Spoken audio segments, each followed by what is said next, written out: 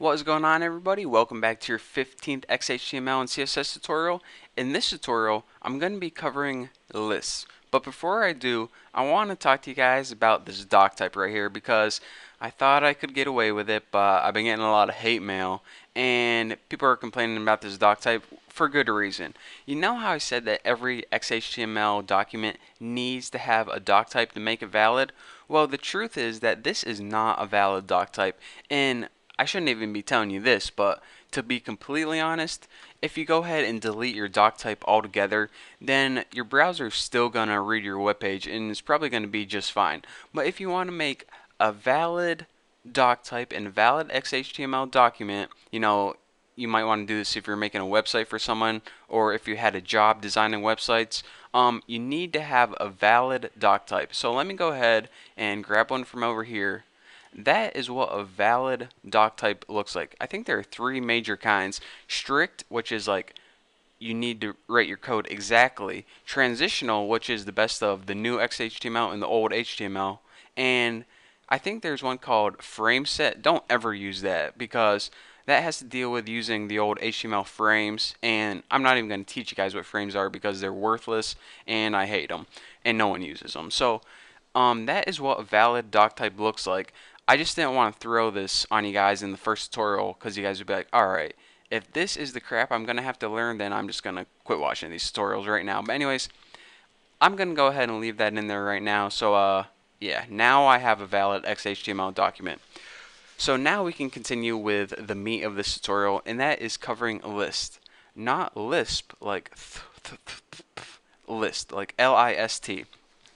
So the first list I'm going to cover is probably the most common list, and that's an unordered list. And whenever you make an unordered list on your web page, it's just going to take the items and make them appear as bullet points. So when would you want to use an unordered list? Say you're making a website of like things you want for Christmas.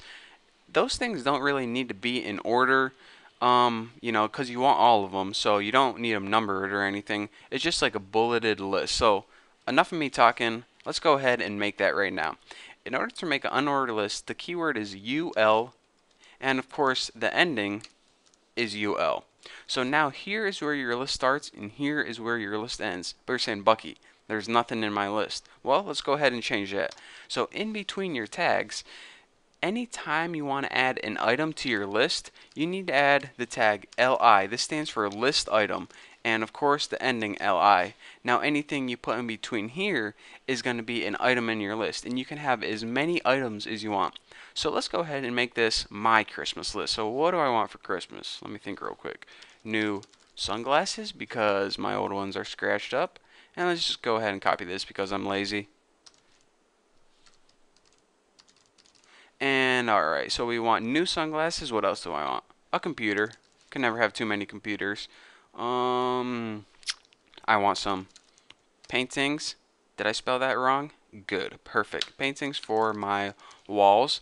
And by the way, why am I saying this? Because I'm in my office right now, and on my walls there are like 4 hooks where paintings or photos or something should go, and I don't have any paintings or anything to hang on there. So now I just have 4 dumb looking hooks on my wall. So anyways, I want some paintings for my walls. Alright, and last but not least, I want a hot pocket because hot pocket, hey, close enough.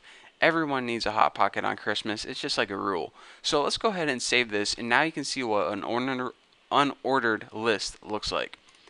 See, like I told you, it's just a bunch of bullet points. So anytime you want to make a list and they don't need to be in particular order, this is what type of list you would use. Again, the keyword is UL and the items in it are LI. So let's go ahead and change this up. And now, since they made something called an unordered list, you'd figure it only makes sense for them to make an ordered list. Well, if you thought that, then you're right. So an ordered list is keyword OL, and let me just go ahead and end this, OL, and you put items in here just the same as you would an unordered list. The only difference between an unordered list and an ordered list is whenever you make an ordered list, things are going to appear numbered. First item is going to be 1, then 2, then 3, then 4. You don't need to number them explicitly. Your browser is going to do that for you automatically. So let me go ahead and show you. again, to add a list item in an order list is the exact same as an unordered list. Just go ahead and put li and end it with end li. Let's just go ahead and copy this and paste this baby right now. Paste, paste, paste. So the first thing in my order list, so first of all, let's back up. Why would you use an order list? Well, say you wanted to give someone directions or instructions how to do something. Step 1, step 2, step 3, and or maybe, you know, the top 10 movies you want to see this summer. 1, 2, 3, 4, 5, 6, 7, 8, 9, 10. You know, anytime you want an order list, use the order list. Fair enough. So let's go ahead and make an order list and instructions on how to have a wonderful day.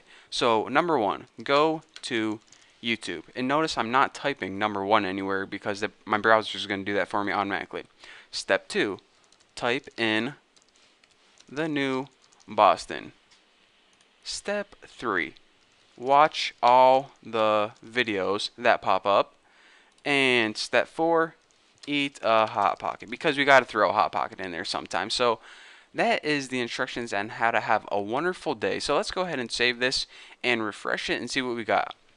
As you can see, it automatically numbered our list for us, so that saves us the trouble of, you know, having to do it ourselves. And it's also convenient when you have to go back and change something, it's going to reorder it for you automatically. So that is the basics of how to create an unordered list and an ordered list. You're going to be using them a lot more frequently than you think in web design, so get to know them. They're pretty easy to understand, so that's it. So if you have any questions, go ahead and ask me on my forum at thenewboston.com, and either I or someone else will answer them for you. So thank you guys for watching. Don't forget to subscribe, and I will see you guys later.